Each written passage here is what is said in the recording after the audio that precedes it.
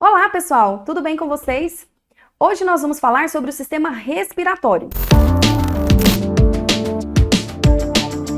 Esse conteúdo está dividido em duas videoaulas devido à sua extensão e também à sua divisão didática. Então, no primeiro vídeo, nós vamos ver sobre os órgãos que estão na estrutura superior respiratória e no segundo vídeo nós vamos ver sobre os órgãos da estrutura inferior do sistema respiratório. Vem comigo, já se inscreve aqui, já curte esse vídeo e bora pro conteúdo. Bom, pessoal, é importante que você entenda qual é o conceito de respiração. Respiração, ele é um termo genérico e talvez até utilizado no contexto leigo para funções relacionadas ao todo que é a respiração. Então, para que você compreenda, a respiração ela é composta pela ventilação pulmonar, pela hematose, pelas trocas gasosas teciduais e pela respiração celular. Então, vamos entender o que é cada uma dessas funções, dessas etapas, para que você entenda dentro do contexto da respiração o que é cada uma delas. Começando pela ventilação pulmonar, ela é nada mais, nada menos do que a entrada de ar nos pulmões e a saída desse ar dos pulmões. Então, ela vai envolver as nossas vias aéreas e também os pulmões, a parte lá que recebe esse ar. Nessa imagem, você consegue visualizar esse processo que é a ventilação pulmonar, essa passagem de ar tanto entrando quanto saindo. Agora, quando consideramos a hematose ela vai ser as trocas gasosas dentro dos pulmões. Lá nos pulmões, nós vamos ter tecidos de trocas gasosas, que são os alvéolos, nos quais o oxigênio que está vindo com o ar que acabou de ser inspirado, que acabou de entrar dentro dos meus pulmões, ele vai passar para dentro da minha circulação sanguínea, por meio desse processo de difusão, a difusão desses gases para dentro de onde ele está menos concentrado, que é o meu capilar sanguíneo, e a saída do gás carbônico que está vindo da circulação nesse capilar. Então, ele está em grande concentração lá nos capilares e ele vai sair para os alvéolos pulmonares. Quando esse oxigênio adentra a minha circulação, ele vai circular. Então, o sistema respiratório trabalha junto com o sistema cardiovascular. Por quê? Porque agora o sangue circulando, ele vai levar esse oxigênio para todas as partes do meu corpo. Quando chega lá nos tecidos, vai acontecer o mesmo processo, que agora é chamado de trocas gasosas teciduais. Só que agora invertem-se os gases. Por quê? A circulação que chega nos tecidos ela é muito mais concentrada de oxigênio do que de gás carbônico. Só que os tecidos estão muito concentrados de gás carbônico porque esse foi o resíduo do metabolismo energético que aconteceu ali. Então vai por difusão mais uma vez o oxigênio passar, só que agora da circulação dos capilares sanguíneos para o meu tecido, para o interstício ali, para a região extracelular. E o gás carbônico que está nessa região vai passar para dentro da circulação. Então esses são dois processos que são microscópicos, eles acontecem no nível celular, tanto nos alvéolos quanto nos tecidos. E por fim, é importante que você entenda que eu transporto esse oxigênio para dentro do meu corpo, para todas as minhas células, para quê? Para que as minhas células possam fazer uma reação química que é chamada de respiração celular. A respiração celular, ela envolve o quê? Ela vai envolver a glicose, que foi obtida por meio da alimentação ou da gliconeogênese, ela vai envolver o oxigênio e lá, no meu citoplasma, essa glicose vai ser quebrada num processo que é chamado de glicólise. O piruvato, que é derivado dessa glicólise, vai entrar dentro das mitocôndrias e junto com o oxigênio e uma série de reações no ciclo de Krebs e na fosforilação oxidativa, nós vamos ter a produção de ATP, que é a energia utilizável pelo meu corpo para realizar trabalho, o gás carbônico, que é esse resíduo metabólico que precisa ser eliminado porque é tóxico para o nosso corpo. Ele pode levar ali a acidez dos tecidos e do sangue, levando a uma acidose tecidual ou sanguínea. E água. A água, ela é um resíduo sim, mas ela não é um resíduo tóxico, então ela não é uma excreta e ela vai ficar ali nos tecidos. Então o oxigênio, ele precisa entrar o tempo todo nas minhas células para que eu possa ter uma produção de ATP efetiva. E essa produção de ATP efetiva, ela é essencial para a sobrevivência de todas as células do meu organismo, então por isso esse transporte, essa troca gasosa e esse transporte, tanto no nível pulmonar quanto no nível tecidual. Então, dessa maneira, o sistema respiratório ele vai ser composto por órgãos que vão permitir as suas funções. Quais são esses órgãos? Eu tenho as vias condutoras do ar, ao longo de todo esse tubo, nós já vamos ver cada um desses órgãos, e nós temos os pulmões, que são os órgãos de trocas gasosas. Dessa maneira, o sistema respiratório ele vai fazer tanto a ventilação quanto a hematose. Agora, uma outra função muito importante do sistema respiratório está relacionada à regulação do pH do sangue. Por quê? O nosso gás carbônico ele é transportado na maior parte no plasma sanguíneo. E no plasma sanguíneo, ele é transformado em íons carbônicos. E esses íons alteram o pH desse sangue, se estiver em grande quantidade, é claro. Essa alteração do pH transforma esse sangue mais ácido. Então, eu preciso o tempo todo eliminar gás carbônico para que eu mantenha o pH do sangue mais ou menos neutro.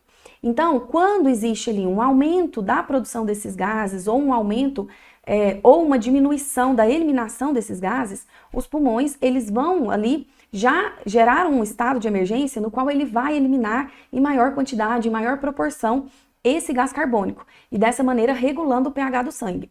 Agora o oxigênio, a maior parte dele é transportado dentro das hemácias, dos eritrócitos.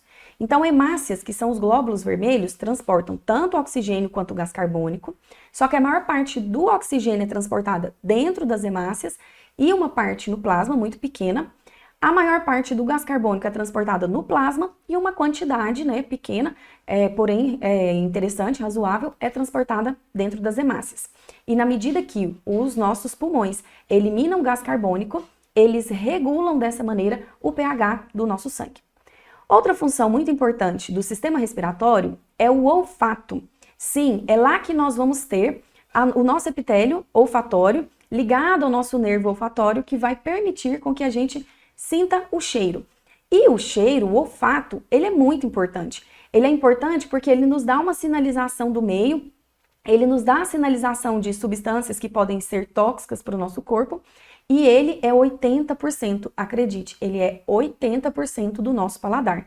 Você consegue conferir isso quando você para de sentir gosto, quando você está com todas as vias aéreas obstruídas, ou no caso da Covid, muitas pessoas perderam o olfato e dessa maneira acabaram perdendo boa parte do paladar também. Ele vai ser responsável não só por gerar essa ventilação, mas ele vai ser responsável por uma filtragem desse ar. Porque o ar, ele é todo cheio de partículas. Essas partículas poderiam desencadear diversas situações clínicas, principalmente relacionadas a micro-organismos, infecções, dentro dos nossos pulmões. Só que ao longo de todas as nossas vias aéreas, nós vamos ter mecanismos que vão fazer essa filtragem do ar e também vão fazer a umidificação e o aquecimento, que é importante para que esse ar chegue nos pulmões aquecido, filtrado e umidificado. E dessa maneira seja possível realizar trocas gasosas. Porque um ar muito seco, ele pode inclusive ressecar os pulmões e esses pulmões ressecados, eles não permitem trocas gasosas e eles podem inclusive colabar, ou seja, colar as paredinhas lá dos alvéolos umas nas outras. E dessa maneira não há mais a possibilidade de haver ventilação e nem troca gasosa. Ele também é responsável por eliminação de calor até certo ponto. Por ser uma estrutura toda vascularizada, altamente vascularizada, desde a nossa cavidade nasal até os pulmões, a nossa circulação elimina calor por meio desses vasos sanguíneos quando há uma vasodilatação e também retém calor quando há uma vasoconstrição. E dessa maneira, ele também contribui para essa eliminação de calor. E por fim, uma função extremamente importante do nosso sistema respiratório humano é a fonação. Você consegue falar por causa do ar que entra no seu sistema respiratório e sai, e a vibração das nossas cordas vocais, das nossas pregas vocais, em meio a esse ar que está passando.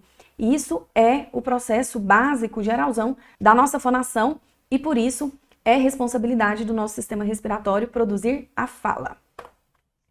Então, o sistema respiratório, como eu disse para vocês, ele é composto por um conjunto de tubos e pelas áreas respiratórias. Dessa maneira, ele pode ser classificado, ele pode ser didaticamente classificado em sistema respiratório superior, com as estruturas que vão estar na parte superior do sistema respiratório, que são o nariz, a cavidade nasal, a faringe e as estruturas que são associadas. Isso vai acontecer mais ou menos nessa região aqui, até a porção final da faringe. Então, eu tenho aqui a cavidade nasal, tenho o vestíbulo do nariz, tenho aqui a faringe e isso eu posso classificar como sistema respiratório superior. Agora, o sistema respiratório inferior é composto por todos esses outros órgãos aqui, que seriam a laringe, os brônquios e todas as suas ramificações na árvore brônquica e também os pulmões. Uma outra forma de classificar também, dado essa função e essas estruturas do sistema respiratório, é classificar as estruturas que são condutoras em zona condutora, que é constituída por todas as cavidades e tubos que estão interconectados e que permitem a passagem do ar. No caso, nariz, cavidade nasal, faringe, laringe, traqueia, brônquios, bronquíolos e toda essa ramificação. E, por fim, a zona respiratória, com as estruturas que permitem a hematose, ou seja, as trocas gasosas. Então, no caso, basicamente seriam os pulmões, que vão incluir ali os bronquíolos respiratórios, que já existe ali uma espessura bem fininha, que já permite ali uma outra troca gasosa, os ductos alveolares também, que são microscópicos, os sacos alveolares e os alvéolos, que são essas áreas de troca gasosa, então dessa maneira chamado de área respiratória. Aqui nós vamos então, dividir esse vídeo para que não fique tão longo. Nós vamos estudar aqui primeiro as estruturas que são chamadas superiores no sistema respiratório e depois as estruturas inferiores, como eu disse para vocês na abertura desse vídeo. Então vamos começar agora pelo nariz. O nariz, ele é a parte mais protuberante da nossa face. E se você, for um artista, se você for um modelo, se você for uma modelo, o nariz, ele é muito importante porque ele dá ali, ele confere uma estrutura estética na nossa face e muitas pessoas são preocupadas com o formato dele. Então, existem cirurgias plásticas corretivas para os mais diversos tipos de modificações ali não estéticas, que são consideradas não estéticas, mas na minha humilde opinião, eu acredito que um órgão isolado, ele não tem o poder de ser bonito ou feio, vamos se dizer, Você precisa analisar ali todo o contexto da face, todo o contexto da estrutura, porque existem narizes que são belos, são perfeitos, mas não combinam com aquele rosto. Então, é importante que você entenda que dentro de uma simetria não existe um nariz que seja grande ou pequeno ou torto, se ele estiver dentro do contexto ali, deixando aquela face bonita. Essa é a minha opinião, Então, cada pessoa aí tem a capacidade de analisar a estética da face de alguma maneira e a gente sabe que a beleza ela está nos olhos de quem vê. Então, vamos refletir um pouco sobre a questão desses padrões. Mas voltando aqui para a anatomia, essa parte externa, então, ela é constituída de quê? Quais são as estruturas que tem ali? Então, nós vamos ter uma estrutura óssea, que vai formar aqui a base desse nariz, a base de toda essa região do nariz, a base óssea. E nós vamos ter também uma estrutura de cartilagem hialina que vai formar essa asa do nariz, o septo nasal e o ápice do nariz. Então, toda essa estrutura ela é constituída de cartilagem hialina. Ele também vai ser revestido por túnica mucosa, por músculo e por pele. Então, nós temos músculos ali que levantam a asa do nariz e que abaixam a asa do nariz. Na medida que você precisa aumentar a rima, você precisa aumentar as narinas para que entre mais ar. Ele não é capaz de constringir o fluxo de ar, esses músculos não são capazes de constringir o fluxo de ar, isso até mesmo por uma questão evolutiva de sobrevivência. Então, graças a Deus, a gente não consegue obstruir o nariz apenas com o movimento muscular dos músculos nasais, mas a gente consegue abrir ainda mais as narinas e dessa maneira permitir uma maior passagem de ar, num caso ali em que você precise de uma ventilação mais volumosa. Na parte interna, nós vamos ter uma estrutura que é chamada de cavidade nasal. E essa estrutura ela é muito importante funcionalmente para o nosso sistema respiratório. Então, começando aqui pelas cartilagens, nós vamos ter a cartilagem do septo nasal, que vai formar toda a separação entre as duas cavidades nasais. Nós temos uma cavidade nasal direita, outra esquerda, separada no meio por esse septo. E esse septo ele tem uma parte óssea e ele tem essa parte que é a cartilagem do septo nasal. Nós temos também as cartilagens nasais acessórias, que ficam ali inferiormente aos ossos nasais, que são essas estruturas aqui, essas estruturas todas acessórias. E nós temos as cartilagens alares, que vão formar essa asa do nariz aqui. Então, as cartilagens alares dão esse formato meio que dá um formato lateral do nariz, E o formato aqui do meu dorso e da minha estrutura do nariz são formados ali pela estrutura tanto da cartilagem do septo nasal no meio e internamente, quanto essa estrutura aqui das cartilagens nasais acessórias. Agora, vamos ver aqui sobre o septo nasal, que como eu disse para vocês, ele vai ter uma parte cartilaginosa de cartilagem hialina, que é a cartilagem do septo nasal, que fica rostral, né? Ela fica mais para frente, ela fica anterior. E dorsal, mais para trás, digamos assim, nós temos a estrutura óssea. A estrutura óssea do nosso septo nasal, ela vai ser constituída na maior parte por esse osso aqui, que é chamado de osso etimoide. Só que o etimoide, ele tem partes laterais e no meio ele tem uma parte que é chamada de lâmina perpendicular do etimoide. Então, essa lâmina perpendicular do etimoide que vai formar essa estrutura bem no meio e que vai dar suporte nessa linha do septo nasal para a cartilagem do septo nasal. Mas, inferiormente também, nós vamos ter o osso vomer, que é um osso que até forma ali como se fosse uma confluênciazinha e uma lateralização.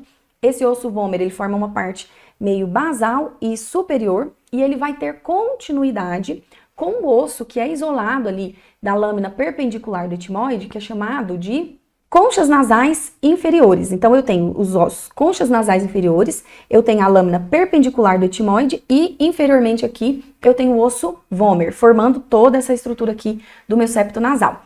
Mas lembrando que a base da cavidade nasal, ela vai ser formada também pelo osso maxilar, que fica formando todo esse meu palato duro aqui, a maior parte dele. Eu tenho os ossos palatinos mais dorsais ali, ligados, né, articulados com esse meu osso maxilar, e que também vai formar toda essa base lateral do nariz, e o teto, ele é formado pelo osso nasal. Então, toda essa estrutura forma essa base e parte do septo nasal. Vamos lá. Dentro da cavidade nasal, eu vou ter as estruturas ósseas, e essas estruturas ósseas são recobertas por mucosa. Essa mucosa, ela é altamente vascularizada e possui uma grande quantidade de glândulas mucosas e células caliciformes. Glândulas mucosas e células caliciformes produzem muco polissacarídeo, que é o famoso catarro, aquela coisa bem translúcida que sai dos nossos narizes, né? Então, todo mundo conhece, esse é o muco. Esse muco, ele é muito importante porque ele mantém essa cavidade ali nasal úmida e precisa manter para que o ar passe e deslize, porque o ar ele pode gerar um atrito ali e esse atrito ele pode queimar. Não sei quem aqui já teve a observação de perceber a cavidade nasal ressecada e o ar passando e queimando. Então, meio que não é bem um queimar, né? É gerando um atrito. Então, por isso é importante que a cavidade nasal permaneça sempre úmida, umidificada, para que esse ar passe, para que esse ar deslize, para que fique tudo certo lá dentro. Além disso, também essa alta vascularização é que vai permitir o aquecimento do ar. O epitélio como um todo da cavidade nasal é o epitélio respiratório. O epitélio respiratório, ele é constituído de células colunares, num epitélio pseudoestratificado, né, porque elas têm ali alturas diferentes. Na ponta, ele é ciliado, ou seja, tem projeções de membranas chamadas de cílios que se movimentam e movimentam em direção ao meio externo, né, para fora.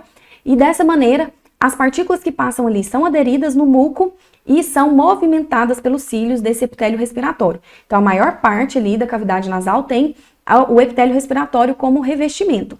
Só que aqui, na parte superior, ou seja, no teto da minha cavidade nasal, eu tenho o epitélio olfatório.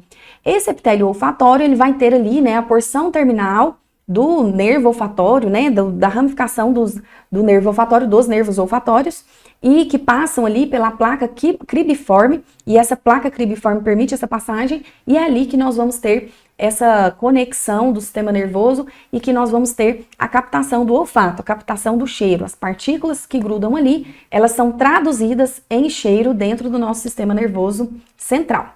Beleza. Então, todo esse revestimento, ele vai acompanhar a estrutura óssea. E lá na placa perpendicular do etimoide e a concha nasal inferior, eles possuem umas projeções para dentro da cavidade. Então, pense que ela fica aqui no meio. Para as suas laterais aqui, elas formam como se fossem ondulações. Essas ondulações, elas são chamadas de conchas nasais. Ela tem esse formato aqui de concha, certo? Então, eu vou ter 3 conchas nasais. Eu tenho a concha nasal superior, eu tenho a concha nasal média e eu tenho a concha nasal inferior. Por entre essas conchas, então, ficam espaços no meio, e esses espaços no meio são chamados de meatos nasais, o que facilita para você gravar. Então, os meatos nasais, eles ficam entre as conchas. Então, eu vou ter aqui o meato nasal inferior, que fica entre a concha nasal inferior e a base da minha cavidade nasal. Eu tenho o meato nasal médio, que fica entre a concha nasal inferior e a concha nasal média. E eu tenho o meato nasal superior, que vai ficar entre a minha concha nasal média e a concha nasal superior. Depois da concha nasal superior, eu também tenho um espaço. E esse espaço é chamado de recesso esfenoetimoidal, porque é o espaço entre esse osso esfenoide, entre o osso etimoide, que forma essa placa, né, que forma essa concha nasal superior, e o esfenoide, que fica superior, formando ali a base da órbita e o teto da minha cavidade nasal. Então, por esses espaços de meatos, é por onde o ar vai passar. Então, eu tenho aqui a abertura do nariz para o meio externo, que é chamado de narina. Logo na primeira entrada, é o vestíbulo do nariz, onde eu vou ter ali pelos, que são chamados de vibristas. Eu tenho vários folículos pilosos, e esse pelo, geralmente, ele é grosso, ele já faz uma filtragem grossa desse ar. E logo, eu vou ter a cavidade nasal, e o ar vai passar por entre os meatos nasais. E na saída aqui eu vou ter essas estruturas chamadas de coanas, que são as aberturas na parte dorsal da cavidade nasal para dentro da faringe. Então eu tenho a entrada do ar pelas narinas, passa no vestíbulo, passa pelos meatos e sai aqui para a faringe pelas coanas, que são essas aberturas dos meatos dentro da faringe. Essa é a estrutura óssea para você compreender então. Aqui, as conchas nasais, você percebe que elas são essas circunvoluções aqui ósseas. Então, eu tenho essa dilatação óssea para dentro, então, tanto do lado direito quanto do lado esquerdo. E se você observar aqui num corte, que é um corte frontal ou um corte coronal, você observa que esses ossos fazem essa ondulação. E são essas ondulações aqui que formam as minhas conchas nasais. E aqui no meio, para você perceber, eu tenho essa lâmina perpendicular do etimoide e aqui eu tenho o osso vômer. E nesse centrinho aqui, eu vou ter a concha nasal inferior, que é um osso isolado da minha lâmina perpendicular do etimoide. Então, seguindo aqui, nós vamos ter ainda os seios paranasais. O que são os seios paranasais? Eles são trabéculas, são perfurações de alguns ossos da nossa face que permite ali uma ressonância da nossa voz, permite também um aquecimento maior do ar, uma produção maior de muco ali para haver essa umidificação e também reduz bastante o peso do nosso crânio. Permite que o nosso crânio tenha crescido tanto, mas que ele não adicione tanto peso assim à nossa cabeça, como se ele seria se fosse maciço ósseo. Então, quais são esses seios paranasais? Eu vou ter dentro do osso frontal o seio frontal. Então, o nosso osso frontal nessa região, ele é todo perfurado, revestido por mucosa ali e tem uma passagem de ar lá para dentro, digamos assim, bem pequena, mas gera essa ressonância do ar, principalmente quando a gente fala. Aqui, no meu osso etimoide, eu vou ter espaços separadinhos que são chamadas de células etimoidais, que vai formar também o seio etimoidal. Se você observar aqui nessa vista anterior, você consegue ver nessa lateralização, e numa vista lateral você consegue ver essas estruturas aqui, que são as células etimoidais do seio etimoidal. No meu osso também maxilar, eu vou ter esses seios formando o seio maxilar, eles ficam laterais aqui na face. E dorsal ali, já bem na parede lateral e dorsal aqui, eu vou ter esses seios esfenoidais. Então, recapitulando aqui, os ossos que compõem os seios paranasais são o osso frontal, os ossos maxilares, os ossos etimoide e esfenoide. Tá, então esses seios paranasais, eles vão abrir para dentro da cavidade nasal. É preciso que eles abram para a cavidade nasal para que, no excesso de produção de muco ali, esse muco seja drenado. Então, quais são essas aberturas? Nós temos aqui, olha nessa imagem da direita, tá a direita aqui para mim, deve estar à esquerda para vocês, enfim, não sei, olha para essa imagem aqui onde está o meu cursorzinho com o pincel, você vai ver a abertura do seio frontal, você consegue visualizar aqui, né? O seio paranasal frontal tendo esse ósteozinho, essa estrutura que vai comunicar nessa região da cavidade nasal. Aqui eu vou ter as aberturas das células etimoidais posteriores, aqui na setinha vermelha. Já aqui na setinha branca, eu vou ter a abertura do seio esfenoidal. E aqui eu vou ter a abertura do seio maxilar. Essa abertura do seio maxilar, ela é mais inferior em relação a todas elas e elas vão se abrir aqui. Então, todas essas aberturas são dos nossos seios paranasais. Só que eu tenho uma outra abertura aqui, que é a abertura do ducto lacrimonasal. Então, o que eu vou ter? Eu vou ter as minhas glândulas aqui lacrimais e ela vai ter o ducto para fora, que quando você chora você percebe a lágrima escorrendo. Mas ela vai ter um ducto que vai se abrir dentro da cavidade nasal. Então, se você perceber, quando você chora, você começa a ter coriza. Por quê? Porque a lágrima entra na cavidade nasal, se mistura com uma parte ali do muco, gera ali um entumecimento também, gera uma maior vascularização, você percebe o nariz ficando até mais vermelho, mais inchadinho, e por isso tem esse escorrer, né, essa saída dessa quantidade ali de lágrima com muco. Por isso que aquele choro meio falso, ele é um choro que a pessoa não fica nem vermelha, não dá nem uma fungadinha, né? Então, dá pra você perceber porque quando você produz lágrima e chora, ela vai desembocar dentro da cavidade nasal e você vai perceber modificações no nariz também. E se você for fingir um choro, dá pelo menos ali uma fungada para ver se dá um tom de realidade ali nesse choro. Brincadeiras à parte, vamos seguir aqui. Agora nós vamos falar sobre a faringe e o palato mole, a última estrutura que nós vamos ver nessa parte do vídeo aqui. Então vamos lá. Voltando ainda para essa imagem que nós vimos, para identificar aqui os meatos nasais e a concha nasal, nós vamos identificar também a faringe. A faringe é todo esse tubo aqui, que eu estou passando com o pincel amarelinho, todo esse tubo aqui, e ela vai ser dividida em 3 regiões anatômicas. Então eu tenho a parte que é nasal, ou seja, que ela termina aqui a cavidade nasal, então ela é chamada de nasofaringe. Ela vai ter a parte em que ela passa aqui na parte dorsal da cavidade oral. Então eu tenho a orofaringe, que nós popularmente chamamos de garganta, basicamente. E eu tenho a parte aqui em que ela vai se comunicar com a laringe, que é chamado de laringofaringe. Então, essas 3 regiões são regiões importantes da minha faringe. A parte que se comunica com a cavidade nasal, a parte que se comunica com a cavidade oral, formando a minha garganta, e a parte que se comunica com a laringe, formando a laringofaringe. Ao longo da faringe, nós vamos ter ali tecidos que são tecidos imunitários, imunológicos, que vão conter ali células, tecido imunológico difuso, que vai permitir ali essa proteção, essa primeira barreira dessas regiões. E essas estruturas, elas são chamadas de tonsilas. Então, nós temos aqui a tonsila faríngea, nós temos aqui as tonsilas palatinas, que popularmente nós conhecemos como amígdalas, né, que são as nossas tonsilas palatinas. Essas 2 tonsilas, elas permitem essa proteção imunológica para essas 2 estruturas, tanto na cavidade oral quanto na minha cavidade nasal, na região da faringe. Aqui também eu vou ter a minha estrutura de palato mole. Se você observar, eu tenho o palato duro, que ele é composto por uma estrutura óssea revestida por mucosa, é o osso maxilar e o osso palatino, que forma esse palato duro, e na porção dorsal, o palato mole, que ele vai ser uma partição muscular em forma de arco, que vai separar aqui, na porção final, a cavidade nasal da cavidade oral. Também aqui, nós vamos ter nessa região do palato uma estrutura chamada de úvula palatina, que é aquela estrutura que se você abrir a sua garganta, você vai ver como se fosse uma dilataçãozinha ali, né? Essa é a úvula.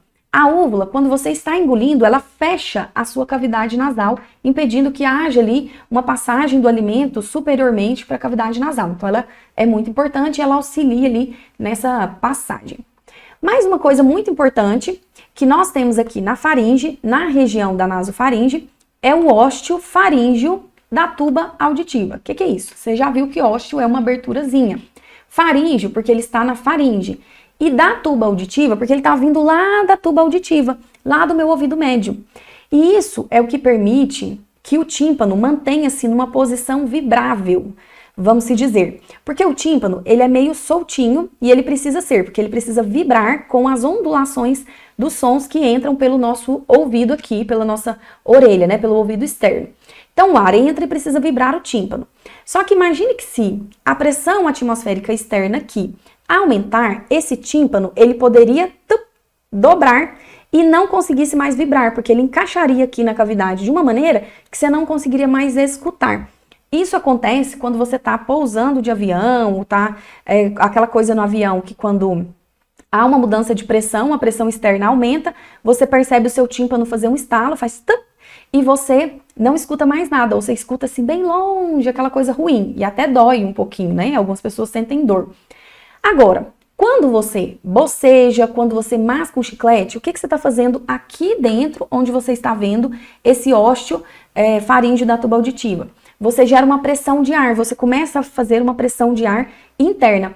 Essa pressão vem do outro lado aqui e bate no tímpano, né, como uma camada de ar mesmo, e volta o tímpano para o seu estado normal. Então ele volta a vibrar. Se você perceber quando você está andando de avião ou você está descendo de uma cidade muito alta para uma cidade baixa e sente essa entrada do tímpano, né, essa dobra, sei lá como é que eu posso dizer, do tímpano, se você bocejar, se você abrir a boca, se você gerar uma camada de ar para dentro, ou você mastigar ali, você percebe essa volta. Justamente porque essa pressão que se faz aqui no ósteo faríngeo da tuba auditiva faz com que ele volte para o lugar.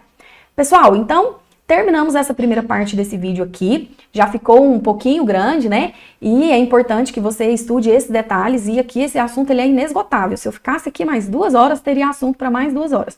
Mas vamos encerrar por aqui. Não deixe de continuar assistindo esse vídeo, porque agora, essa playlist, desculpa, porque agora eu vou fazer a segunda parte do vídeo. Então, continue assistindo aqui e se você não se inscreveu nesse canal, se você ainda não curtiu, já curte esse vídeo, já se inscreve nesse canal. É um tempinho só para você levantar, ir ao banheiro, pegar um cafezinho, se ajeitar na cadeira e ir para o próximo vídeo. Então, espero você no próximo vídeo.